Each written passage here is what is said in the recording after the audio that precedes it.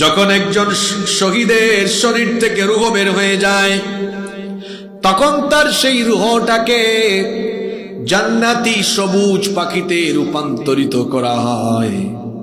আর সেই সবুজ পাখিটি গোটা জান্নাত উড়ে উড়ে বেড়াতে থাকে।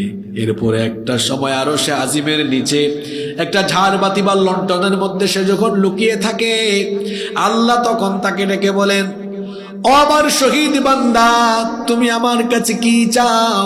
সে তখন বলবে, আল্লাহ তোমার কাছে কি চাইতে পারি? যতটা চাইছি তার চাইতে বেশি নেয়ামত তুমি আমাদেরকে জান্নাতে দিয়েছো। সুবহানাল্লাহ। আল্লাহ কি চাইতে পারি বলেন তো? যদি বুঝতাম জান্নাতের এই জায়গাটা, এই অংশটা দিয়েছেন, ওইটা দেন নাই, তাহলে বলতাম আল্লাহ ওই অংশটাও দেন। কিন্তু আপনি তো আমাদেরকে গোটা জান্নাতি দিয়ে দিয়েছেন, আর কি চাইতে পারি? আল্লাহ দ্বিতীয়বার বলবেন না কিছু একটা চাও। তারা বলবে আল্লাহ কি চাইবো বলেন, সবই তো দিয়ে দিয়েছেন। আল্লাহ তৃতীয়বার আবার বলবেন না কিছু না কিছু আমার কাছে চাও। শহীদেরা তখন বুঝতে পারবে, যেহেতু আল্লাহ কথাটা বারবার বারবার বলছেন, তার মানে কিছু না কিছু আল্লাহর কাছে চাইতেই হবে।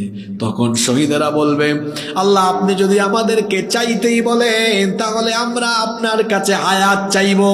কথা বুঝে থাকলে বলেন কি চাইব? তখন আল্লাহ বলবেন, কি ব্যাপার, তোমরা এত কিছু থাকতে হায়াত চাইলা কেন?